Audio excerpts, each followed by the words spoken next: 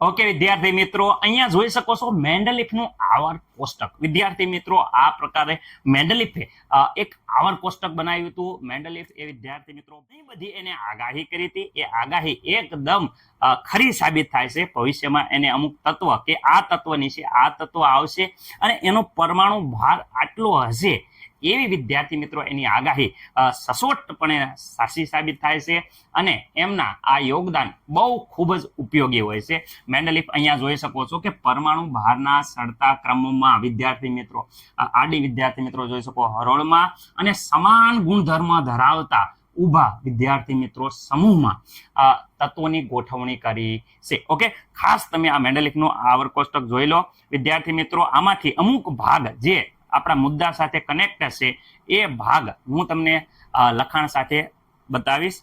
તો હવે આપણે પ્રશ્નની શરૂઆત કરીએ. ખાસ આવર્ત કોષ્ટક ઉપર ધ્યાન આપજો.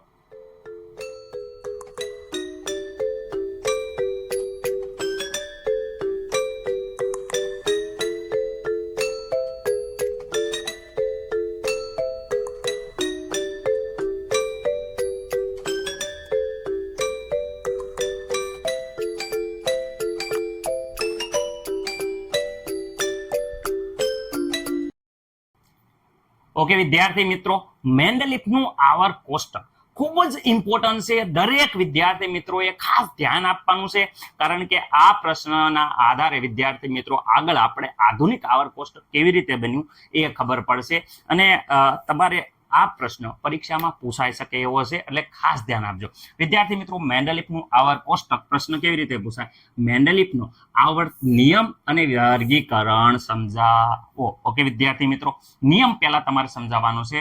ખાસ યાદ રાખવાનો છે, તત્વોને તેમના પરમાણુ દળના ચડતા ક્રમમાં ગોઠવવામાં આવે ત્યારે હું તત્વોને તેમના જોઈ શકો છો આ પરમાણુ ભાર છે એના ચડતા ક્રમમાં ગોઠવવામાં આવે ત્યારે તેમના ગુણધર્મ પરમાણુ ભારના આવર્તનીય વિધેય હોય છે. ખાસ યાદ રાખવાનું. ત્યારે શું થાય છે કે તેમના જે ગુણધર્મ છે એ વિદ્યાર્થી મિત્રો પરમાણુ ભારના આવર્તનીય વિધેય હોય છે. રેડી? આનો આ ગુણધર્મ આવર્તનીય વિધેય એટલે અનુસરે છે. ઓકે વિદ્યાર્થી મિત્રો, હવે વિદ્યાર્થી મિત્રો આનું આ યાદ રાખજો. તેમના ગુણધર્મ જો અહીંયા પરમાણુ ક્રમાંક ના આવર્તનીય વિધેય હોય છે એવું આપણે આધુનિક આવર્ત કોષ્ટકનો નિયમ થઈ જાય છે.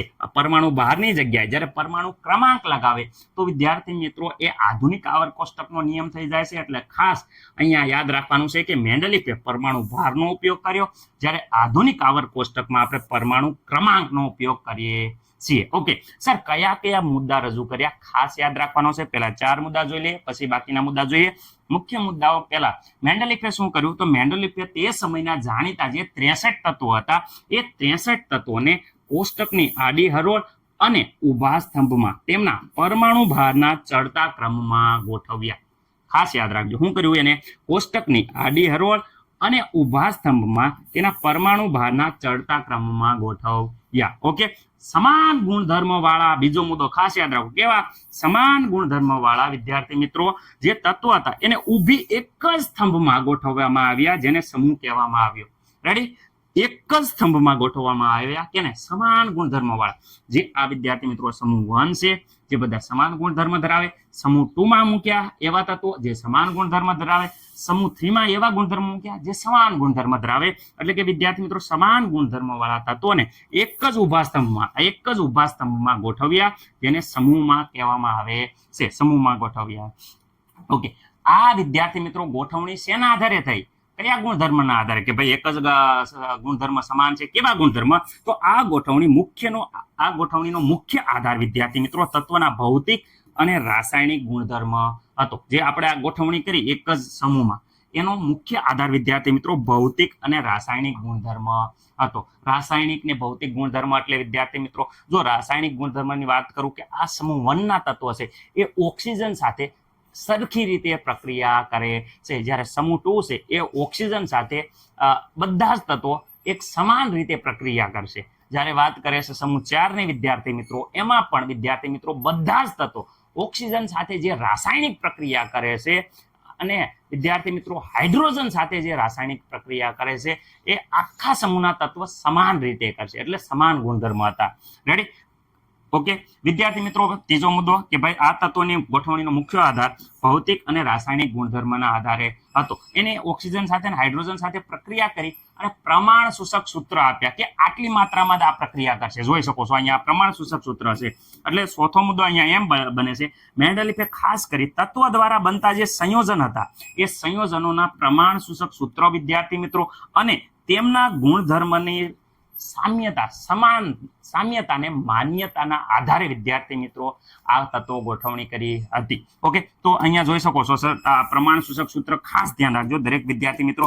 જો અહીંયા આપ્યું છે વિદ્યાર્થી મિત્રો R2O, એટલે કે ઓક્સિજન સાથે બે તત્વો પ્રક્રિયા કરશે. અહીંયા વિદ્યાર્થી મિત્રો તો ચલો બ્લેકમાં લખું તો અહીંયા જોઈ શકો છો R વિદ્યાર્થી મિત્રો O, એટલે કે R છે એ વિદ્યાર્થી મિત્રો એકવાર પ્રક્રિયા કરશે, જ્યારે અહીંયા વિદ્યાર્થી મિત્રો તમે જોઈ શકો છો R2O3 વિદ્યાર્થી મિત્રો, એટલે કે અહીંયા બે તત્વો એ 3 ઓક્સિજન સાથે પ્રક્રિયા કરશે, જ્યારે અહીંયા વિદ્યાર્થી મિત્રો એક તત્વ 2 ઓક્સિજન સાથે પ્રક્રિયા કરે છે. આ એને પ્રમાણ સૂચક સૂત્ર આપ્યા. શું આપ્યા? પ્રમાણ સૂચક સૂત્ર. સર આ પ્રમાણ સૂચક સૂત્ર તો આપ્યા, એપ્લાય કંઈક થાય છે કે નહીં? તો વિદ્યાર્થી મિત્રો આપણે એપ્લાય કરી જોઈએ. જ્યારે વિદ્યાર્થી મિત્રો આપણે સમૂહ આની વાત કરીએ, ચલો સમૂહ અહીંયા વાત કરીએ, સમૂહ 1 ની વાત કરીએ તો જોઈ શકો છો કે હાઇડ્રોજન 2 અને ઓક્સિજન 1, જો R2O સંયોજન બને છે. અહીંયા પણ વિદ્યાર્થી મિત્રો સોડિયમ સાથે જ્યારે ઓક્સિજનની પ્રક્રિયા કરશો તો N2O બનશે વિદ્યાર્થી મિત્રો. પોટેશિયમની પ્રક્રિયા કરશો તો બધાને ખબર છે K2O બનશે વિદ્યાર્થી મિત્રો. Ag સાથે ઓક્સિજનની પ્રક્રિયા કરશો તો Ag2O બનશે વિદ્યાર્થી મિત્રો. સમાન ગુણધર્મ ધરાવે છે, ઓક્સિજન સાથે રાસાયણિક પ્રક્રિયા કરે છે. એવી જ રીતે અહીંયા વાત કરો તો બધાને ખબર છે કે MgO, એટલે કે એક ઓક્સિજન જોઈ શકો છો, RO એક ઓક્સિજન વાત કરે છે, ઝિંક ઓક્સિજન વિદ્યાર્થી મિત્રો જોઈ શકો છો એક ઓક્સિજન, વિદ્યાર્થી મિત્રો કેલ્શિયમ ઓક્સાઇડ એક ઓક્સિજન, એટલે કે અહીંયા એનું પ્રમાણ સૂચક સૂત્ર છે RO, એનો મતલબ કે એક તત્વ એક ઓક્સિજન સાથે પ્રક્રિયા કરશે. સર અહીંયા R2O3 છે તો બધાને ખબર છે કે અહીંયા વિદ્યાર્થી મિત્રો L2O3, રેડી વિદ્યાર્થી મિત્રો, એલ્યુમિનિયમ ઓક્સિજન સાથે પ્રક્રિયા કરે ત્યારે આ પ્રકારનું રાસાયણિક સંયોજન બનાવે છે, એટલે કે આ બધા તત્વોના રાસાયણિક ગુણધર્મ આવી રીતે જ ઓક્સિજન સાથે પ્રક્રિયા કરશે, સમાન છે. ઓકે અહીંયા ચોથા તત્વની વાત કરીએ તો અહીંયા કાર્બન O2 CO2 વિદ્યાર્થી મિત્રો RO2 પ્રક્રિયા કરે છે. હાઇડ્રોજન સાથે પણ અહીંયા આપી છે, ખાસ જોઈ લીજો. હાઇડ્રોજન સાથે અહીંયા ન બતાતી હોય તો હું અહીંયા સાઈડમાં લખી નાખું છું RH4, એટલે કે વિદ્યાર્થી મિત્રો આ સમૂહના તત્વો જ્યારે વિદ્યાર્થી મિત્રો હાઇડ્રોજન સાથે પ્રક્રિયા કરશે તો 4 હાઇડ્રોજન વપરાય છે. ખબર જ છે સર, CS4 રેડી મિથેન. આ રીતે વિદ્યાર્થી મિત્રો એને સમૂહનું નિર્માણ કર્યું. હવે વિદ્યાર્થી મિત્રો આગળ 2 મુદ્દા જોઈએ છે. દરેકને આશા છે કે આ 4 મુદ્દા આવડી જાય છે. પહેલો મુદ્દો વિદ્યાર્થી મિત્રો ફરીથી રિપીટ કરું છું, ખાસ યાદ રાખવાનો છે. મેન્ડેલિફના તત્વો તે સમયના જાણીતા તત્વોને કોષ્ટકની આડી હરોળ અને ઊભા સ્તંભમાં વિદ્યાર્થી મિત્રો તેના પરમાણુ ભારના ચડતા ક્રમમાં ગોઠવે. પહેલો મુદ્દો ક્લિયર સર. બીજો, સમાન ગુણધર્મ વાળા તત્વોને એક જ ઊભા સ્તંભ કે વિદ્યાર્થી મિત્રો સમૂહમાં ગોઠવવામાં આવ્યા, અથવા તો આવી રીતે લખી એક ઊભા સ્તંભમાં ગોઠવવામાં આવ્યા, જેને વિદ્યાર્થી મિત્રો સમૂહ કહેવાય છે. ત્રીજો મુદ્દો વિદ્યાર્થી મિત્રો આ ગોઠવણીનો મુખ્ય આધાર શું હતો કે એક સમૂહમાં ગોઠવે એનો મુખ્ય આધાર કયો હતો? તો તેનો મુખ્ય આધાર તત્વના ભૌતિક અને રાસાયણિક ગુણધર્મને ધ્યાનમાં લીધા છે. ખાસ યાદ રાખજો, પરમાણુ ભાર કરતા પણ વધારે ગુણધર્મને આધાર આપ્યો છે, એટલે આ થોડુંક વધારે એકદમ રેડી બન્યું હતું, પરફેક્ટ બન્યું હતું. આગળ મેન્ડેલિફે ખાસ કરીને તત્વો દ્વારા જે સંયોજનો બને છે એના પ્રમાણ સૂચક સૂત્રો રજૂ કર્યા અને તેમના ગુણધર્મને સામ્યતાને આધારે માન્યતા આપી હતી. આ 4 આવડી ગયા. ચલો બાકીના હવે જોઈએ છીએ.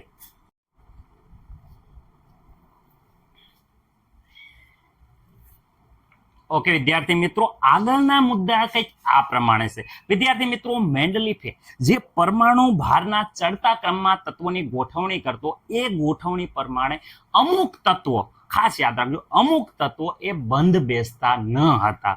એટલે એને શું કર્યું કે પરમાણુ ભારના ચડતા ક્રમને અવગણી અને એ તત્વનો એમના જે રાસાયણિક ગુણધર્મ, સમાન રાસાયણિક ગુણધર્મ ધરાવતા તત્વના જૂથમાં ગોઠવ્યા. આ વિદ્યાર્થી મિત્રો મેન્ડેલિફની સૌથી કહી શકાય કે સારામાં સારી બાબત કહી શકાય, જેના કારણે એનું આવર્ત કોષ્ટક છે એ વિદ્યાર્થી મિત્રો બહુ જ કહેવાય ખૂબ જ ઉપયોગી થાય છે આધુનિક આવર્ત કોષ્ટકની બનાવટમાં. એટલે એને જોઈ શકો છો કે ભાઈ અહીંયા આ જે મુદ્દો કીધો એ મુદ્દો હું તમને સમજાવું. એ સિવાય વિદ્યાર્થી મિત્રો એમને અમુક તત્વોનું જે આગાહી કરી હતી કે ભાઈ આ તત્વની છે, આ તત્વ આવશે, જે ખાલી જગ્યા રાખી હતી અને ભવિષ્યમાં જે આગાહી કરેલી એની એકદમ સચોટપણે સાબિત થાય છે અને વિદ્યાર્થી મિત્રો ખરી પડે છે. હવે વિદ્યાર્થી મિત્રો અહીંયા મુદ્દો જોઈ શકો છો. પહેલો મુદ્દો કંઈક આ પ્રમાણે છે કે પરમાણુ ભારને વળગી ન રહેતા. તો વિદ્યાર્થી મિત્રો તેમના મત પ્રમાણે જો પરમાણુ ભારના ક્રમને સુસ્તપણે વિદ્યાર્થી મિત્રો વળગી રહે તો કેટલાક તત્વો તેના લાયકાત પ્રમાણે ઠરતા ન હતા. ખાસ યાદ રાખજો, જો પરમાણુ ભારના ક્રમને સુસ્તપણે વિદ્યાર્થી મિત્રો વળગી રહે તો કેટલાક તત્વો લાયકાત પ્રમાણે ઠરતા ન હતા. વિદ્યાર્થી મિત્રો ઠરતા નથી એટલે કે વિદ્યાર્થી મિત્રો બંધ બેસતા નથી. તો આથી કેટલાક તત્વોના સ્થાને પરમાણુ ભારના ચડતા ક્રમને અવગણી અને વિદ્યાર્થી મિત્રો સમાન ગુણધર્મ ધરાવતા તત્વોને એક સાથે એક સમૂહમાં મૂક્યા. રેડી? સમાન ગુણધર્મ ધરાવતા. સર પરમાણુ ભારને ચડતા ક્રમમાં ગોઠવ્યા નહીં. અહીંયા જોઈ શકો છો ચડતા ક્રમમાં ગોઠવ્યા ને તો આયોડિન. વિદ્યાર્થી મિત્રો આયોડિનનો પરમાણુ ભાર તમે જોઈ શકો છો 100 ને વિદ્યાર્થી મિત્રો 24.9 છે. રેડી? જ્યારે વિદ્યાર્થી મિત્રો ટેલ્યુરિયમ વિદ્યાર્થી મિત્રો જેમનો પરમાણુ ભાર જોઈ શકો 127.6 છે.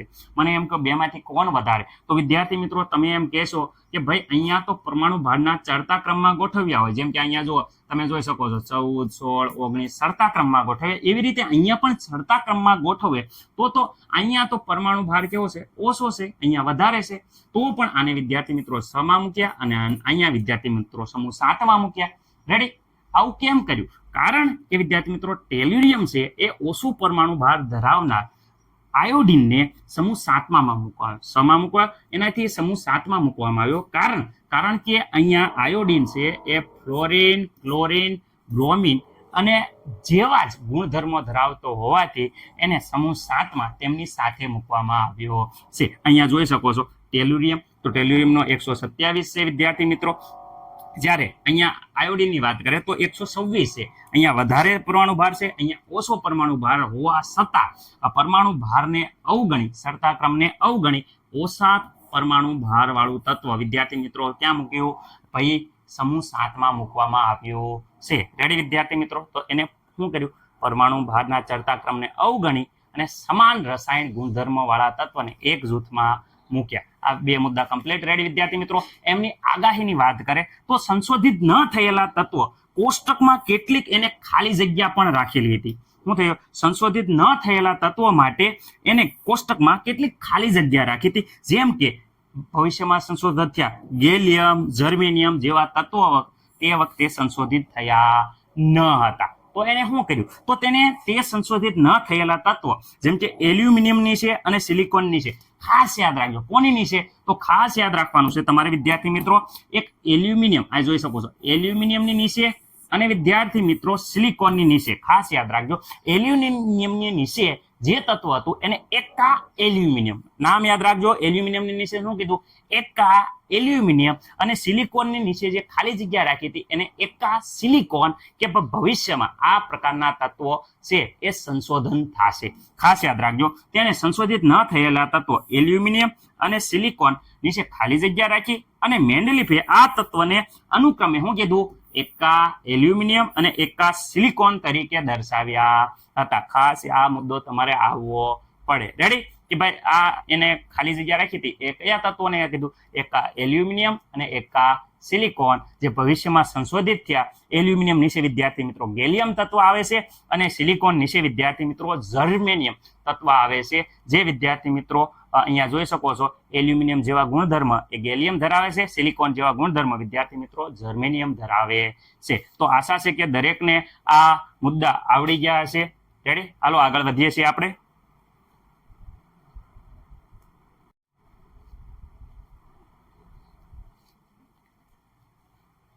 ઓકે વિદ્યાર્થી મિત્રો, અહીંયા જોઈ શકો છો શોર્ટ ક્વેશ્ચન પૂછે કે ભાઈ અહીંયા સંશોધિત ન થયેલા તત્વ જે એલ્યુમિનિયમ છે અને વિદ્યાર્થી મિત્રો જે સિલિકોન છે એની નીચે જે ખાલી જગ્યા રાખી હતી, જેને વિદ્યાર્થી મિત્રો મેન્ડેલિફે શું કીધું હતું, એકા એલ્યુમિનિયમ અને એકા સિલિકોન, તે ભવિષ્યમાં સંશોધિત કયા તત્વ તરીકે થયા, એના નામ આપો. તો અહીંયા ખાસ યાદ રાખજો કે ભાઈ જે એકા એલ્યુમિનિયમ અને એકા સિલિકોન જે ગુણધર્મ અંગે વિદ્યાર્થી મિત્રો મેન્ડેલિફની જે આગાહી હતી અને પ્રયોગના જે પરિણામો હતા એને જે આગાહી કરી એ વિદ્યાર્થી મિત્રો એકા એલ્યુમિનિયમ, એટલે કે વિદ્યાર્થી મિત્રો એકા એલ્યુમિનિયમ તરીકે વિદ્યાર્થી મિત્રો જે સંશોધન થયું એ વિદ્યાર્થી મિત્રો ગેલિયમ હતું. એકા સિલિકોન આગાહી કરી હતી કે એકા સિલિકોન એ તત્વની નીચે જે ખાલી જગ્યા મૂકી હતી ત્યાં ભવિષ્યમાં વિદ્યાર્થી મિત્રો જર્મેનિયમ આવ્યું. તો ખાસ યાદ રાખજો, એને આગાહી કરી હતી કે આ તત્વનો પરમાણુ ભાર જોઈ શકો છો 68 જેટલો હશે, જેને વિદ્યાર્થી મિત્રો ભવિષ્યમાં જે ગેલિયમ આવ્યું ત્યારે હાસ્ય સાબિત થયું કે અહીંયા વિદ્યાર્થી મિત્રો એનો પરમાણુ ભાર નિયર હતો, 70 જેવો હતો. અહીંયા વિદ્યાર્થી મિત્રો એકા સિલિકોનમાં એના આગાહી કરી હતી કે 72 પરમાણુ ભાર હશે. તમે જોઈ શકો છો કે જર્મેનિયમનો વિદ્યાર્થી મિત્રો 72.6 વિદ્યાર્થી મિત્રો પરમાણુ ભાર મળે છે. એ સમયે એટલા કહેવાય કે આધુનિક ઉપકરણ ન હોવા છતાં એકદમ સચોટ વિદ્યાર્થી મિત્રો પરમાણુ ભાર એને આગાહી કરી દીધી કે આ તત્વ ભવિષ્યમાં સંશોધિત થશે અને એનો પરમાણુ ભાર વિદ્યાર્થી મિત્રો આટલો હશે. અને એનું વિદ્યાર્થી મિત્રો જોઈ શકો છો ઘનતા પણ કહી દીધી હતી વિદ્યાર્થી મિત્રો. અહીંયા ગલનબિંદુ પણ જોઈ શકો છો, એને કહી દીધું હતું ગલનબિંદુ અહીંયા નીચું હશે અને આનું ગલનબિંદુ વિદ્યાર્થી મિત્રો ઊંચું હશે, તમે જોઈ શકો છો. અને વિદ્યાર્થી મિત્રો ઓક્સાઇડ એને કીધું કે ઓક્સિજન સાથે પ્રક્રિયા કરશે તો આ પ્રકારે સંયોજન બનશે. જ્યારે ક્લોરીન સાથે પ્રક્રિયા કરશે તો અહીંયા વિદ્યાર્થી મિત્રો ક્લોરીનના 3 અણુ વપરાશે.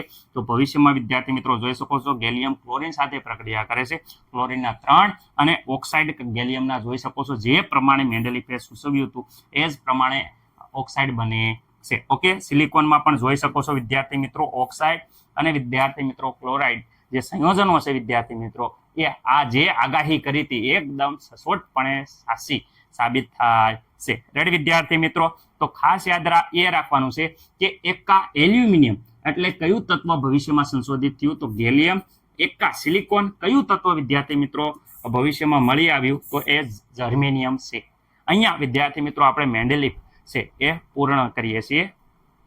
આવર કોષ્ટક દરેકને ખબર પડી હશે, બહુ મોટું યોગદાન છે મેન્ડેલિફનું આધુનિક આવર કોષ્ટકમાં. 2 પ્રશ્નો છે, બંને પ્રશ્નોના જવાબ તમારે કોમેન્ટ કરવાની છે.